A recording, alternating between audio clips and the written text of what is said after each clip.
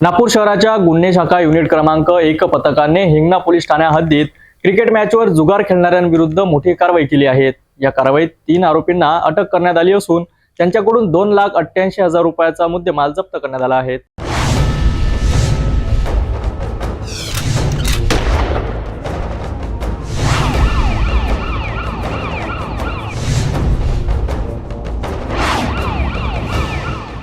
नागपूर शहर गुन्हे शाखा यांच्या नेतृत्वाखाली महाराष्ट्र जुगार कायद्याअंतर्गत जुगार खेळणाऱ्यांविरुद्ध गुन्हा नोंदविण्यात आला।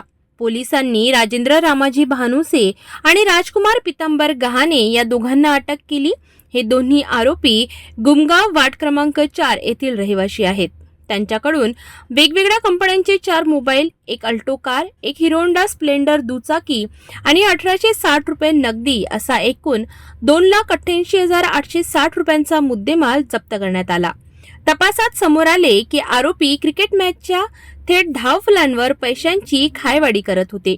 क्रिकेट लाईव्ह लाईन या ॲपद्वारे 2025च्या डेझर्ट वायपर विरुद्ध शारजा मॅचेसचे थेट धावफल पाहून जुगार खेळला जात होता। तसेच तिन्ही आरोपींविरुद्ध महाराष्ट्र जुगार कायद्यानुसार गुन्हा दाखल करण्यात आला आहे। पोलिसांनी सर्व आरोपींना ताब्यात घेतले असून या प्रकरणात अधिक तपास सुरू आहे। अशी कारवाई जुगारांच्या गैरवर्तनावर कडक लक्ष ठेवण्यासाठी महत्त्वाची ठरते। अधिक अपडेटसाठी पाहत रहा सिटी न्यूज।